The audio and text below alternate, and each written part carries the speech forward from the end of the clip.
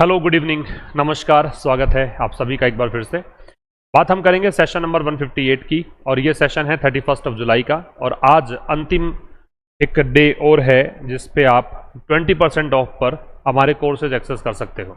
आशीष classes application आपको download करना है, वहाँ से आप कोर्सेज ले सकते हो। इलाहाबाद हाई कोर्ट के लिए एक जो सेक्शन सेकंड है उसका डिस्क्रिप्टिव बैच चल रहा है सुबह 5 से 6 लाइव, और एक स्पोकन का बैच चल रहा है रात को 9 से 10 लाइव, एक अपना RAS का बैच चल रहा है लाइव, और इसके अलावा लीगल ट्रांसलेशन का बैच है रिकॉर्डेड, एक अलग से ट्रांसलेशन है वो रिकॉर्डेड बैच है, और बहुत सारी चीज़ें हैं। तो आप एक बार एप्लीकेशन डाउनलोड करके ये सब देख सकते हैं। चलो सर, स्टार्ट करते हैं आज की क्लास को। सबसे पहले तो आपको ये जो क्वेश्चंस दे रखे हैं इनको सॉल्व करेंगे। पहला प्रश्न पढ़िए, देखें। The June 2026 data of the index in industrial production have come as a pleasantly surprise. तो जो जो गलतियां आपको ऐसे मार्क कर सकते हो वो तो करिए एटलीस्ट। जैसे मान लीजिए यहाँ आपको समझ में आ रहा है कि सरप्राइज नाउन है, तो नाउन है तो इससे पहले एडजेक्टिव आएगा, एडजेक्टिव आएगा तो ये प्लीजेंटली नहीं आएगा, प्लीजेंट आएगा।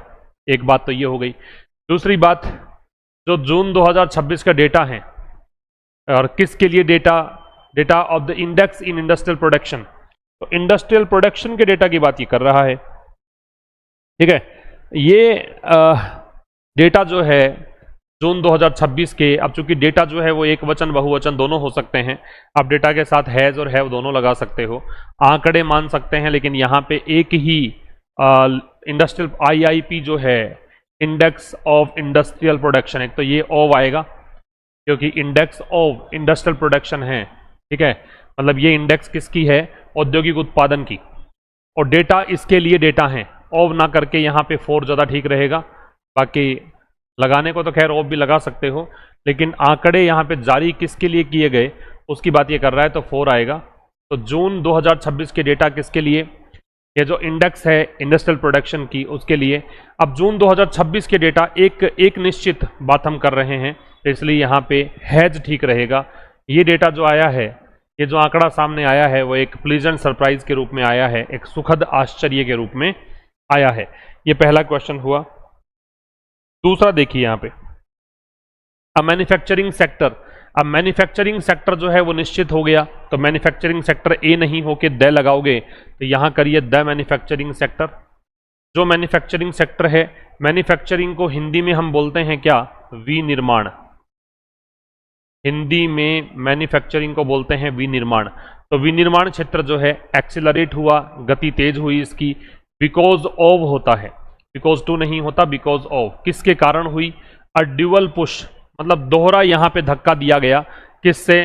डोमेस्टिक और एक्सटर्नल सेक्टर। तो यहाँ पे एक तो दोनों सेक्टर अलग अलग हैं, डोमेस्टिक और एक्सटर्नल सेक्टर, तो यहाँ पे सेक्टर्स आएगा। और जैसे यहाँ पे आपको द लगा रखा है यहाँ पे डोमेस्टिक से पहले, वैसे ही यहाँ भी दी एक्सटर्नल आएगा। तो एक तो गलती होगी मैन्युफैक्चरिंग से पहले द, क्योंकि हम इस सेक्टर विशेष की बात कर रहे हैं। एक हमने बात की कि आप ऑफ लगाएंगे, बिकॉज ऑफ होता है प्रेपोजिशन। एक बात याद रखना, बिकॉज जो होता है ये कंजंक्शन है, और बिकॉज ऑफ जो है ये प्रेपोजिशन है। बिकॉज तो होता है कंजंक्शन, और बिकॉज ऑफ जो है ये क्या होता है? प्रेपोजिशन। ये थोड़ा सा आपको ध्यान रखना है, ठीक है। और किस कारण से? क्योंकि ड्यूअल पुश, ड्यूअल मतलब दोहरा होता है, एक DUEL और होता है, इसका मतलब होता है द्वंद या युद्ध। DUEL जो है वो द्वंद या युद्ध है, DUAL जो है वो दोहरा है, डबल है। तो डबल यहाँ पे पुश किया गया, किससे मिला है? डोमेस्टिक एक्सटर्नल सेक्टर से। The capital goods sector, the capital goods sector है, मतलब कैपिटल गुड्स, कैपिटल गुड्स होती है जैसे प्रोडक्शन के लिए आपको मशीनरी चाहिए, है ना।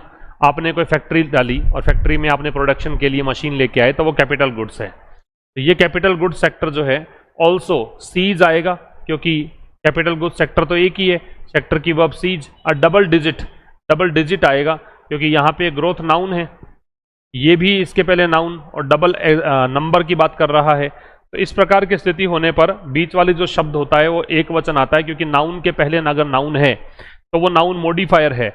नाउन मॉडिफायर इक्विवेलेंट होता है एडजेक्टिव के, इसलिए वहां पे डिजिट का प्रयोग होना चाहिए। तो द कैपिटल गुड्स सेक्टर जो है वो यहाँ पे देखता है एक डबल डिजिट ग्रोथ, ये इसका मतलब है।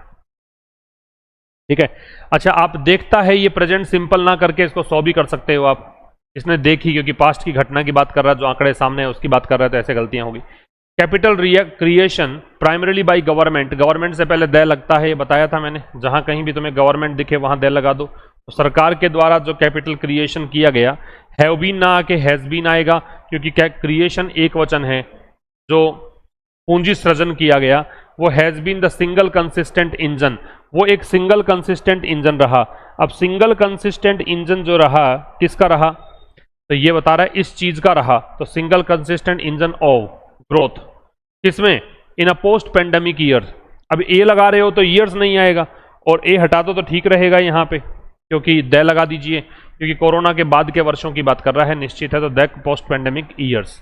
तो गलतियां क्या क्या हैं, एक तो आपको गवर्नमेंट से पहले क्या लगाना है, दे, दूसरा आपको हैव के जगह पे हैज, क्योंकि कैपिटल क्रिएशन एक वचन है, तीसरी बात ओब लगाएंगे क्योंकि यहाँ पे ग्रोथ का इंजन है, और फिर फोर्थ चीज जो है ए लगाओगे तो वहां पे ईयर आना चाहिए था, लेकिन एक वर्ष की बात नहीं है, ये तो पेंडेमिक के बाद वाले वर्षों की बात है। पोस्ट जो है वो प्रीफिक्स होता है, इसका मतलब होता है बाद में, प्री होता है पहले, तो प्री का उल्टा पोस्ट है, ये प्रीफिक्स है दोनों ही, प्री और पोस्ट दोनों ही प्रीफिक्स हैं, और इनका मतलब पहले होता, मतलब पहले और बाद में, ये ना रूट वर्ड के पहले जुड़ते हैं।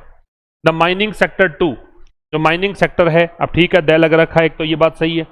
इसने भी क्या किया, स्नैप कर दिया, पास्ट की बातें कर रहा है, स्नैप का मतलब ब्रेक करना है, हॉल्ट करना है, स्टॉप करना है। 4 महीने का जो स्ट्रीक है, देखो नंबर प्लस नाउन, तो इसमें बीच वाली नाउन जो है वो एक वचन आएगी, मंथ आएगा। स्ट्रीक का मतलब सीरीज होता है, श्रृंखला होती है, स्पेल होता है, दौर होता है, ये हम डिस्कस कर लेंगे एडिटोरियल में। ऑफ कंट्रैक्शन, कंट्रैक्शन का संकुचन होता है। देखो एक होता है कॉन्ट्रैक्ट, वो कॉन्ट्रैक्ट जो अनुबंध होता है नाउन, और एक कंट्रैक्शन जिसका मतलब संकुचन होता है, तो ये कंट्रैक्शन वाला संकुचन वाला है। ठीक है, कंट्रैक्ट होता है संकुचित होना, कॉन्ट्रैक्ट होता है अनुबंध, ये कंट्रैक्ट से बनता है कंट्रैक्शन।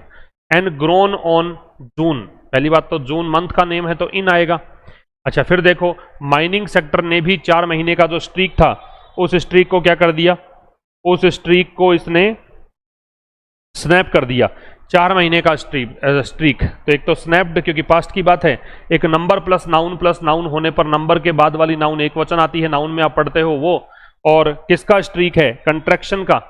ठीक है, और एंड ग्रू, चूंकि ये एंड से पहले सेकेंड फॉर्म थी, तो यहां भी एंड के बाद सेकेंड फॉर्म आएगी, और ये बढ़ा किसमें, जून के महीने में, तो इन जून। तो ये आपका सेगमेंट हुआ एरर वाला। अब देखिए एडिटोरियल का टाइटल जो है टेम्परेरी रेस्पाइट है।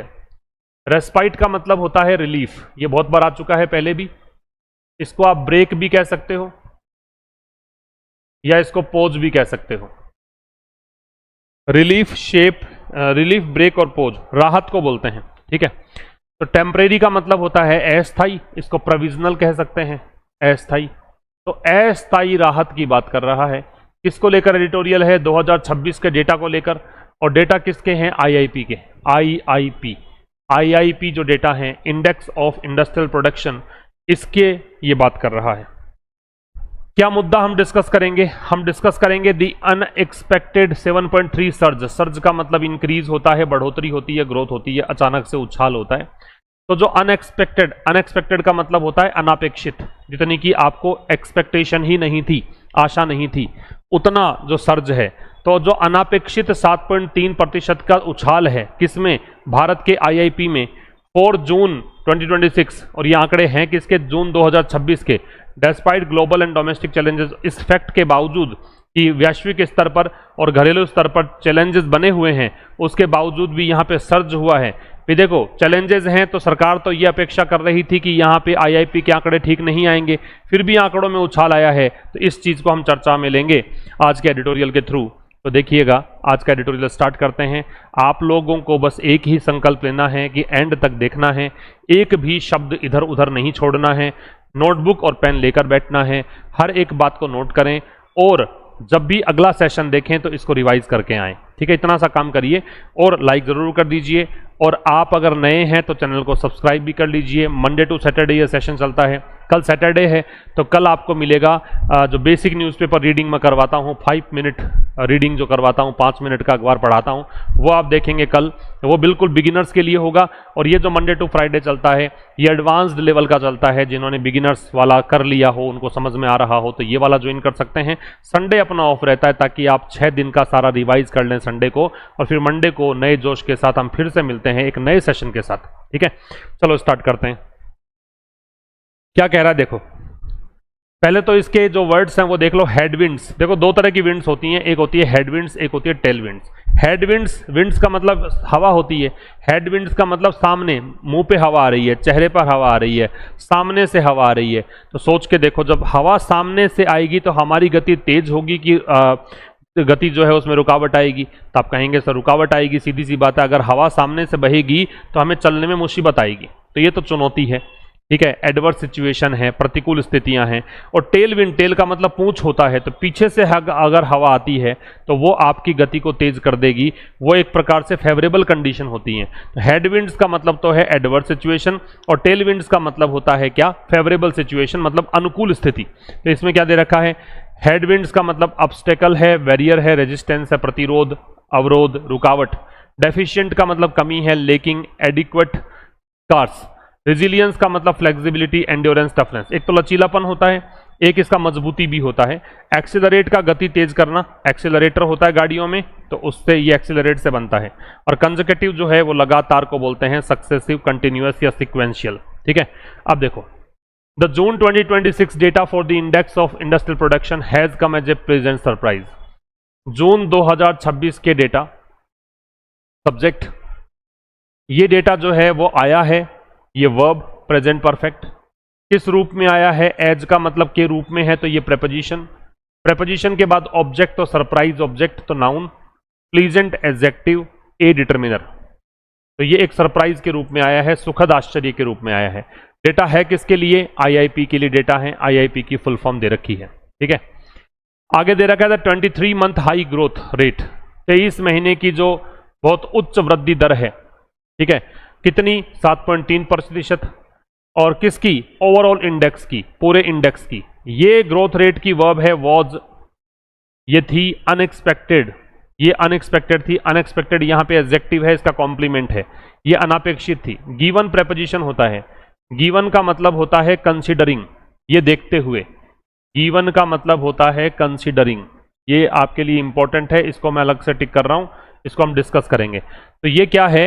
ये अलग मतलब एक ऐसा देखते हुए, क्या देखते हुए? सिग्निफिकेंट। सिग्निफिकेंट का मतलब बहुत ज्यादा, इसको आप कंसिडरेबल कह सकते हो, बहुत ज्यादा। इकोनॉमिक मतलब आर्थिक। हेडविंड्स का मतलब हो गया अवरोध। From the west Asia crisis, किससे?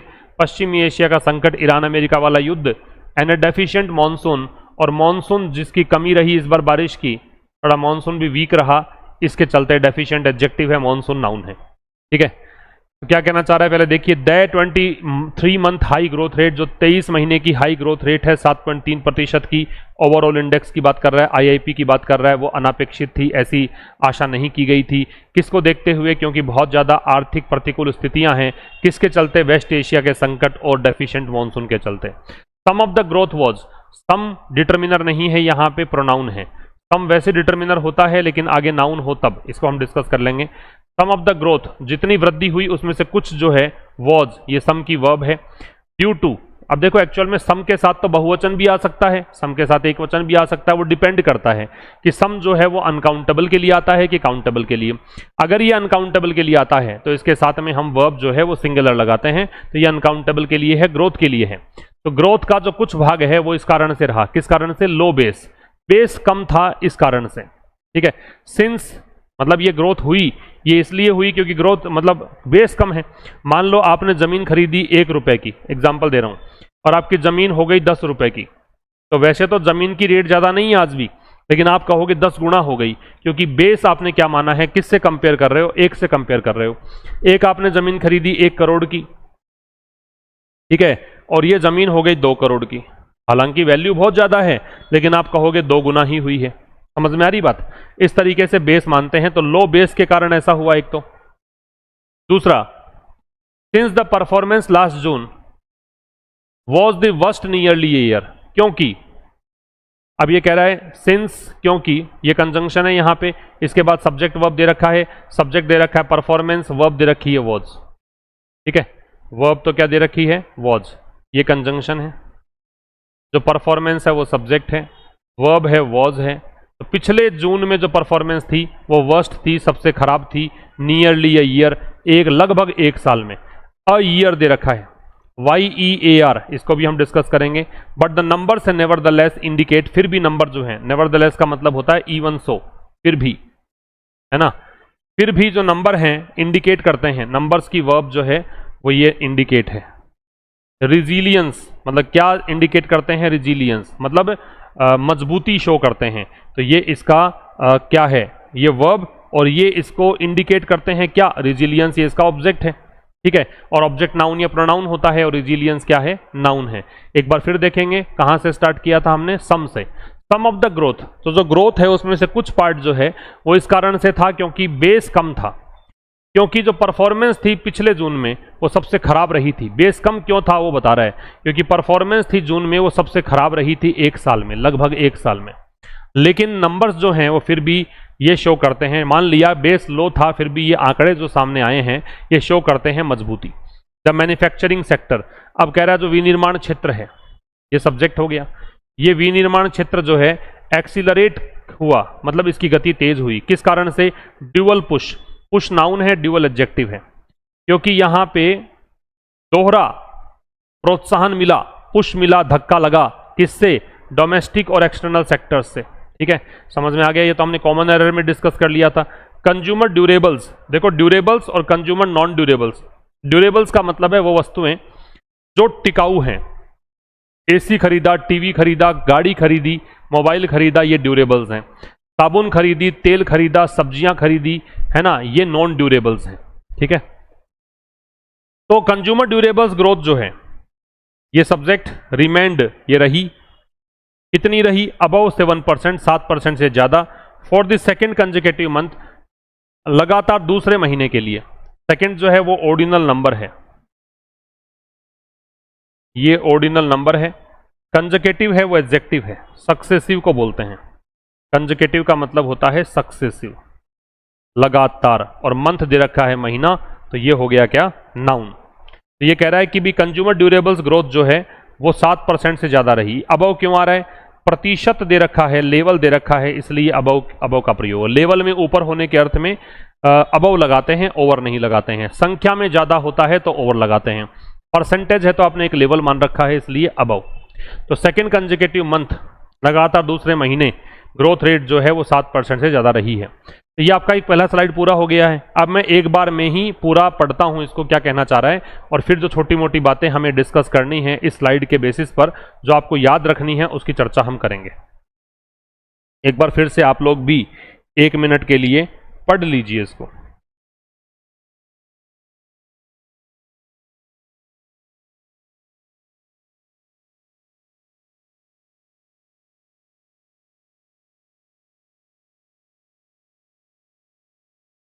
बताऊं, देखो जून 2026 के डेटा जो थे आईआईपी के, वो एक प्लीजेंट सरप्राइज के रूप में आया है। 23 महीने की जो हाई ग्रोथ रेट रही 7.3% की पूरे इंडेक्स की, वो अनापेक्षित थी, क्योंकि यहाँ बहुत ज़्यादा आर्थिक संकट आ रखा था, आर्थिक प्रतिकूलताएं बनी हुई थी वेस्ट एशिया संकट के चलते और डेफिशिएंट मॉनसून के चलते। ये ग्रोथ का कारण ये रहा कि एक तो बेस कम था, क्योंकि परफॉर्मेंस जो रही थी पिछले जून में वो सबसे खराब रही थी एक साल के लगभग अगर देखें तो। लेकिन जो आंकड़े हैं वो फिर भी रिजिलियंस शो करते हैं। नेवरदलेस है वो एडवर्ब होता है भाई, नेवरदलेस है वो क्या होता है? एडवर्ब। इसको भी चर्चा में लेंगे। द मैन्युफैक्चरिंग सेक्टर एक्सेलरेटेड, जो विनिर्माण क्षेत्र है वो गति उसने पकड़ी due to a dual push. किस कारण से पकड़ी? क्योंकि ड्यूअल पुश इसको मिला, दोहरा इसको धक्का मिला, किससे? डोमेस्टिक और एक्सटर्नल सेक्टर से। कंज्यूमर ड्यूरेबल्स ग्रोथ जो है वो 7% से ज्यादा रही लगातार दूसरे महीने के लिए। समझ में आ गई बात? और ऑर्डिनल नंबर से पहले द लगता है, इसको भी हम इसका डिस्कशन भी करेंगे। ठीक है, अब देखो कुछ बातें जो काम की थी इसमें, सबसे पहली बात काम की गिवन, इसकी चर्चा करनी है। दूसरी बात इसमें काम की गिवन के बाद ये सम। तीसरी इंपॉर्टेंट बात इसमें नेवरदलेस।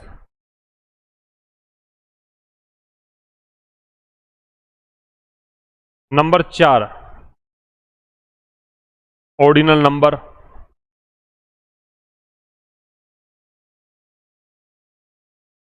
और कुछ भी था क्या? एक ये YEAR वाली कहानी। ये कुछ छोटी मोटी चीजें आपको ध्यान रख लेनी है। देखो, गिवन जो है वो प्रेपोजिशन है, इसका मतलब होता है कंसिडरिंग, इस चीज को देखते हुए, देखते हुए। सम जो है इसके बाद अगर नाउन दे रखा है तब तो सम होता है डिटरमिनर, और अगर सम के बाद नाउन नहीं है तो ये होता है क्या? प्रोनाउन। ये ध्यान रखना। नेवरदलेस जो है वो एडवर्ब है, इसका मतलब होता है नॉनदलेस, या फिर इसको आप कह सकते हो इवन सो, या कह सकते हो इन स्पाइट ऑफ दैट, मतलब के बावजूद, फिर भी, इस अर्थ में आता है। स्टिल भी कह सकते हो उसको। ऑर्डिनल नंबर से पहले दे लगता है। ऑर्डिनल नंबर कौन से होते हैं? फर्स्ट, सेकंड, थर्ड, फोर्थ, ये वाले नंबर्स। ये वाले जो नंबर हैं इनसे पहले दे लगता है। इससे पहले ए लगता है। इस YEAR को पढ़ते हैं ईयर, ईयर। यह है ये, है ना, ई नहीं है, ईयर नहीं पढ़ते, कॉन्सोनेंट साउंड है, ए लगेगा। ठीक है, ये पहला स्लाइड पूरा हो गया, निचोड़ निकाल दिया मैंने इसका। अब आइए दूसरे स्लाइड पर। अब ये उसी का ही दे रखा है। पिछली स्लाइड में क्या था? ये कह रहा है ना कि लगातार दूसरे महीने कंज्यूमर ड्यूरेबल्स जो हैं उसकी ग्रोथ 7% से ऊपर रही लगातार दूसरे महीने। And the non durable sector saw growth quicken to a 6 month high. और कह रहा है कि जो नॉन ड्यूरेबल्स की ग्रोथ रही उसने भी देखा कि 6 महीने के उच्चतम स्तर पे तो ये भी पहुंच गई। नॉन ड्यूरेबल्स बता दिया मैंने, जो कम टिकते हैं, कम टिकाऊ हैं, जो खाने पीने का सामान है, जो रोजमर्रा की सामग्री है, वो नॉन ड्यूरेबल्स में आती है। ठीक है, इन्होंने देखा। अब यहां पे एक काम की बात यह है कि सी जो है इसके बाद में तुम बेस फॉर्म लगा सकते हो, क्विकन बेस फॉर्म है ना। तो नॉन ड्यूरेबल सेक्टर, जो भी सेक्टर है उससे पहले देखो दे लग रहा है, ये सब्जेक्ट, ये वर्ब, सी की सेकंड फॉर्म। इसने देखा ग्रोथ को बढ़ते हुए, और कहां बढ़ा? 6 महीने के हाई पे पहुंच गया। एट द सेम टाइम, इसी समय, इसी के साथ साथ, data from the commerce ministry merchandise, ये तो IIP के आंकड़े थे, अब बता रहा है आंकड़े किसके? Commerce ministry merchandise exports. Merchandise जो होता है वो क्या है? मर्चेंडाइज का मतलब होता है कमोडिटीज, गुड्स, वेयर्स, सामान, जिस सामान को बेचते खरीदते हैं। ठीक है, products to be bought and sold. Bought का मतलब होता है अच्छा संकेत देना, शुभ संकेत देना, पोर्टेंड, इंडिकेट, फोरशैडो। प्राइमरीली का मतलब होता है मुख्यतया, चीफली, मेनली, फंडामेंटली। कंसिस्टेंट का मतलब होता है लगातार या नियमित, steady, uniform, dependable. Post pandemic का मतलब होता है महामारी के बाद। ठीक है, तो ये तो डेटा है इससे, ये डेटा सब्जेक्ट हो गया, ये डेटा सब्जेक्ट है, ये फ्रॉम प्रेपोजिशन है, प्रेपोजिशन का ऑब्जेक्ट है ये पूरा। ठीक है, ये बढ़ा, ग्रो की सेकेंड फॉर्म है, 15.5%। किसमें? जून में। पर्टिकुलर मंथ या ईयर की बात करते हो तो इन लगता है। Revealing demand from abroad, revealing मतलब रिवील करते हुए, बीच में ING आए और कंटिन्यूटी ऑफ एक्शन दिखाए, ऐसा होते हुए, ऐसा करते हुए, तो वो प्रेजेंट पार्टिसिपल होता है। डिमांड फ्रॉम अब्रोड, ये दिखाते हुए कि डिमांड आई है कहां से? अब्रोड से। अब्रोड मतलब होता है विदेश, है ना, बाहर से डिमांड आई है। यहां तक देखो। साथ साथ में जो कॉमर्स मिनिस्ट्री मर्चेंडाइज एक्सपोर्ट्स के डेटा हैं वो बढ़ा, है ना, वो डेटा भी ग्रो होके 15.5% पे बढ़ गया, पहुंच गया जून में। और इसने दिखाया कि भी विदेश से डिमांड आ रही है। द कैपिटल गुड्स सेक्टर, जो कैपिटल गुड्स सेक्टर है, सेक्टर जो भी है उससे पहले देखो दे आ रहा है, जैसे नॉन ड्यूरेबल सेक्टर था, ड्यूरेबल सेक्टर था, कैपिटल गुड्स सेक्टर है। मैं इसीलिए कहता हूं कि अखबार पढ़ो, इसीलिए बोलता हूं कि बुक्स पढ़ो, क्योंकि रूल्स आप रटोगे उससे बेहतर तो है कि आपके दिमाग में फिट बैठ जाए कि इसका बिहेवियर ही ऐसा होता है। कि लैंग्वेज का बिहेवियर समझिए, स्ट्रक्चर्स, सेंटेंसेस, इनका बिहेवियर समझिए। तो बिहेवियर हमने समझा, बार बार में देख लिया। अब ये तुम्हें किसी किताब में थोड़ी मिलेगा, ये किसी बुक में नहीं मिलने वाला आपको कि सेक्टर आ जाएगा तो दे लगेगा, लेकिन हमने बार बार में देखा तो समझ में आ गया कि दे लगेगा। जैसे यहां दे, ये देखो नॉन ड्यूरेबल सेक्टर दे, और देखते हैं पीछे, इसके पीछे देखोगे आप द मैन्युफैक्चरिंग सेक्टर दे लग गया, यहां भी सेक्टर के पहले दे है ना। कोई भी देखो आप, बार बार में सेक्टर जहां भी आ रहा है वहां पे दे का प्रयोग कर रहे हैं।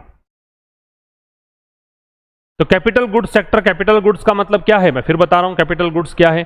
ऐसा सामान जो कि आपके प्रोडक्शन में अहम योगदान दे, जैसे मशीनरी है, उसको कैपिटल गुड्स बोलते हैं। ये वाला जो सेक्टर है ऑल्सो, ऑल्सो एडवर्ब है जो मैन वर्ब से पहले आता है।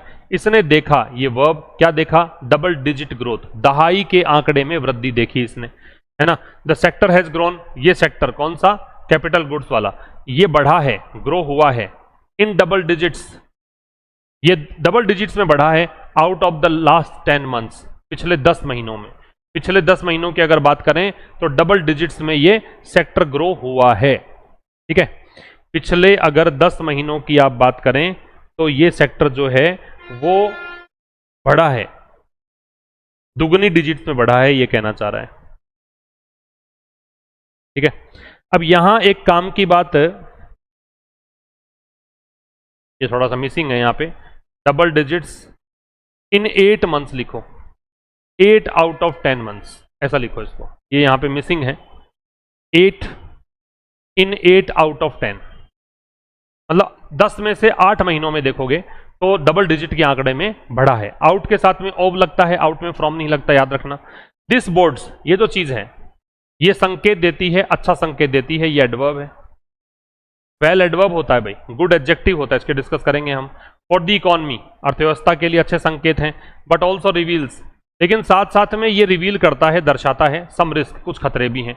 अब यहां सम डिटर्मिनर है क्योंकि आगे नाउन दे रखा है, रिवील का ऑब्जेक्ट है ये।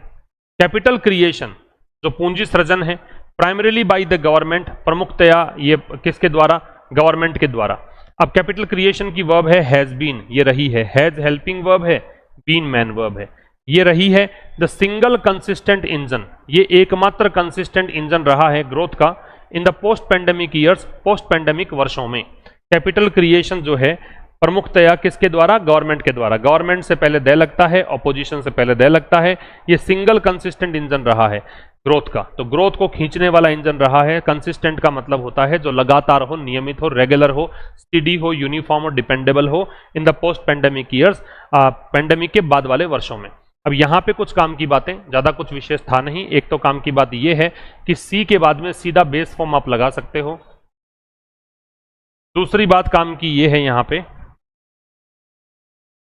गवर्नमेंट से पहले और अपोजिशन से पहले दे लगता है, हालांकि पहले भी डिस्कस कर चुके हैं, लेकिन हर दिन कोई ना कोई नया बच्चा क्लास में होता है, इसके लिए मैं सब चीजें रिपीट कर देता हूं। और इसके अलावा भी कुछ है क्या इसमें, वेल, गुड और वेल में अंतर। अब देखो, सबसे पहली चीज, सी जो है इसके साथ बेस फॉर्म आती है। गवर्नमेंट से पहले दे आता है, अपोजिशन से पहले भी दे लगता है, अपोजिशन। अच्छा, नीचे लिख रखा है मैंने, यहां लिख देते हैं दी अपोजिशन। गुड जो है वो एडजेक्टिव है और वेल जो है वो एडवर्ब है। गुड की डिग्री कंपैरेटिव बनती है बेटर, सुपरलेटिव बनती है बेस्ट। वेल की डिग्री कंपैरेटिव बनती है बेटर और सुपरलेटिव बनती है बेस्ट। वेल एडवर्ब है, गुड एडजेक्टिव है। क्लियर है यहां तक? आगे देखो, देखें थर्ड वाला, इसमें जो वर्ड्स हैं वो अनसर्टेनिटीज दे रखा है, अनिश्चितताओं को कहेंगे। सीजनल, मौसमी हो गया। Periodic, cyclical, dependent of weather. Contraction का संकुचन है, टेम्परेरी का अस्थायी है, डिसरप्ट का व्यवधान पहुंचाना है। तो it needs to keep firing, it, इसको,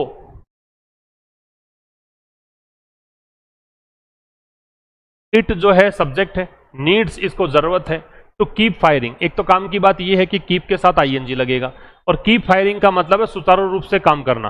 अब जरूरत भी यह है कि यह सुचारू रूप से काम करता रहे। लिख लो, कीप फायरिंग जो दे रखा है इसका मतलब है keep performing, continue working, keep performing, या फिर इसको कहेंगे कंटिन्यू वर्किंग। ठीक है, तो इसको जरूरत है कंटिन्यू काम करने की।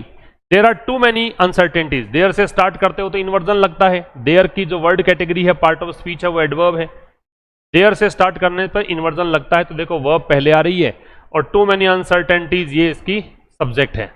अनसर्टेनिटीज नाउन है, टू मैनी इससे पहले आपको क्या दे रखा है, नाउन के पहले तो एडजेक्टिव आता है। हालांकि टू जो है वो एडवर्ब है, मैनी डिटरमिनर है, लेकिन टू मैनी एक पूरा जो दो वर्ड्स का समूह है, ये आपको यहां पे काम करता हुआ नजर आएगा एडजेक्टिव के रूप में। ठीक है, तो ये बहुत सारी अपॉर्चुनिटीज, अनसर्टेनिटीज हैं, एंड हेडविंड्स और हेडविंड्स हैं। ठीक है, फॉर अदर इंजन्स, अन्य जो इंजन्स है ग्रोथ के, जैसे कि सच एज का एग्जांपल देने के लिए करते हैं, जैसे कि एक्सपोर्ट्स और domestic consumption. To consistently take up the load, take up the load का मतलब है भार उठाना। Take up the load, take up the load का मतलब क्या होता है, इसका मतलब है बेयर द बर्डन, भार उठाना, बेयर द बर्डन। इस पैराग्राफ को एक बार तुम फिर से पढ़ लो, क्या कहना चाह रहा है। इस पैराग्राफ को एक बार फिर पढ़ लीजिए आप।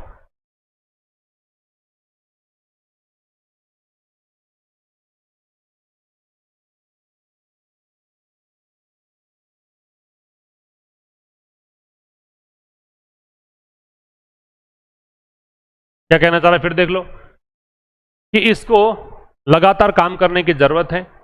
There are too many uncertainties, बहुत सारी अनिश्चितताएं हैं और प्रतिकूलताएं हैं, रुकावटें हैं।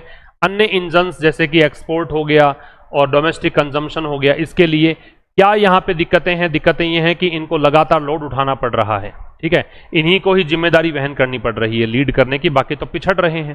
ठीक है, आगे क्या कह रहा है, अदर एरियाज ऑफ ग्रोथ, अन्य जो क्षेत्र हैं ग्रोथ के। अदर एरियाज नाउन सब्जेक्ट है इसमें, एरियाज नाउन और डिटरमिनर है अदर। ग्रोथ के जो अन्य क्षेत्र हैं, आर ये वर्ब है, ऑल्सो ये एडवर्ब है। फार टू सीजनल, सीजनल एडजेक्टिव है, और फार टू जो है वो इसका एडवर्ब के रूप में काम कर रहा है। टू और फार है वो इंटेंसिफायर है, कि कहीं ज्यादा मौसमी है। अन्य जो क्षेत्र हैं ग्रोथ के वो भी कहीं ज्यादा मौसमी है, मतलब सीजन के आधार पर ये इन पे ऊपर नीचे होते हैं। इलेक्ट्रिसिटी सेक्टर जो बिजली वाला क्षेत्र है। फिर देख लो, सेक्टर से पहले द आ गया, तो हमने एक नई चीज निकाल ली आज द की। ये ग्रो हुआ, ये सेकंड फॉर्म। एट ये दो बार है। 25 मंथ हाई इन जून, ये पहुंच गया 25 महीने के उच्चतम स्तर पर जून में। लार्जली इन रेस्पॉन्स, मुख्यतः, लार्जली का मतलब है मेनली। इन रेस्पॉन्स टू का मतलब होता है इसके प्रत्युत्तर में, या इसके चलते। किसके चलते, heat wave in several parts of the country, कई देशों में लू चली, इस कारण से बिजली वाला सेक्टर पैसा खूब आया है इसके अंदर। फिर समझ लो, इलेक्ट्रिसिटी सेक्टर जो है 25 महीने के हाई पे पहुंच गया। अब क्यों हाई पे पहुंचा, हर चीज के पीछे कारण होता है, हर घटना के पीछे कारण है। तो इसके पीछे कारण ये है कि साहब लू चली, काफी लू चली, तो लोगों ने एसी का कंजम्पशन किया, एसी का उपयोग किया, कूलर का प्रयोग किया, पंखे चलते ही रहे, इस कारण से। सेवरल के साथ नाउन है, प्लूरल आती है भी, याद रखिएगा।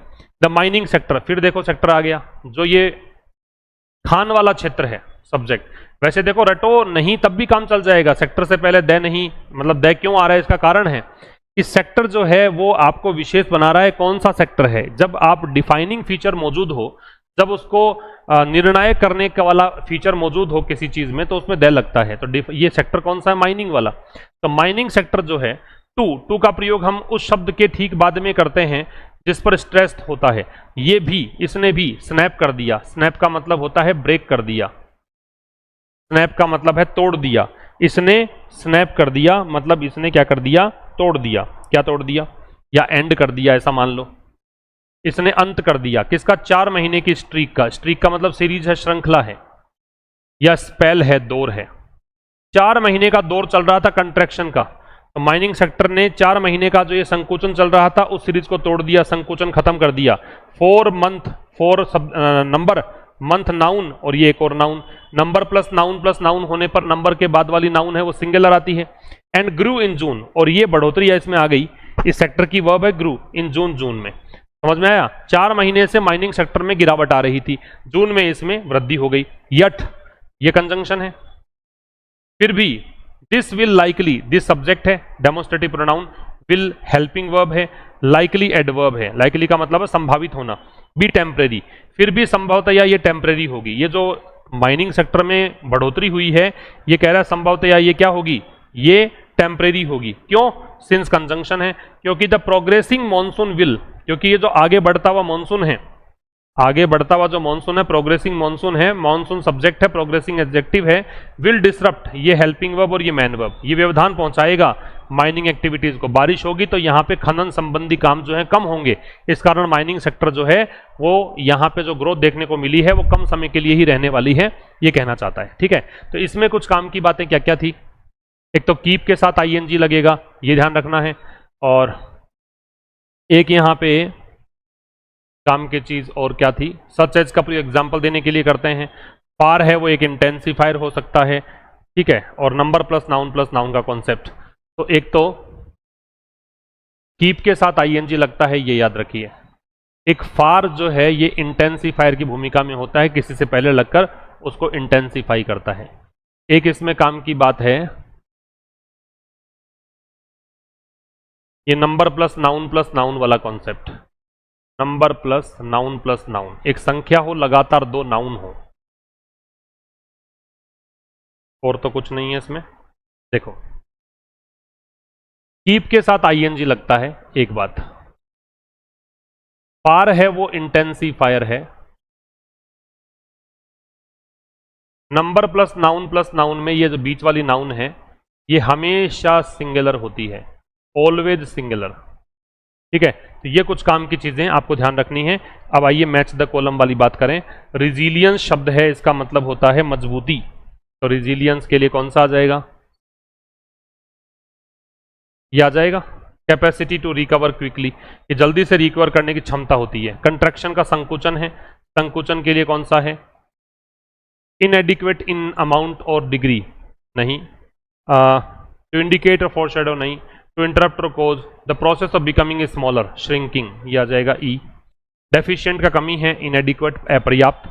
बोर्ड का मतलब इंडिकेट करना है भविष्य की घटनाओं को, और डिस्टर्ब का व्यवधान पहुंचाना है, इंटरप्ट और कोज डिस्टर्बेंस। ये था आज के इस एडिटोरियल में। आज क्वेश्चंस मैंने नहीं लिए हैं, मंडे को डिस्कस करेंगे क्वेश्चंस, और कल हम 5 मिनट वाला सेशन देखेंगे। तो आप देखिएगा वो क्लास भी, और रेगुलर आप रिवीजन करते रहिए, बहुत अच्छे रिजल्ट्स आपको मिलेंगे। और अपना एक और चैनल चलता है एसएससी एक्सपर्ट, वहाँ पर आप एसएससी की क्लासेस कंटिन्यू कर सकते हैं। Maths, reasoning, GS, GK, English सब चल रहा है वहाँ पे।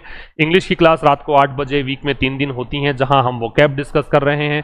तो वोकैब के लिए अलग से भटकने की जरूरत नहीं पड़ेगी, आपको कोई अलग से बुक पढ़ने की जरूरत नहीं पड़ेगी। मैं आपको वही वोकैब करा रहा हूँ जो परीक्षा के दृष्टिकोण से बेहद उपयोगी है। अगर आपने वो सेशन अटेंड कर लिया तो यकीन मानिए किसी भी एग्जाम में अपीयर होंगे आप, तो कोई भी वर्ड आपको अलग से नजर नहीं आएगा। Okay, thank you very much, see you tomorrow, means on Monday at 5। Till then नमस्कार।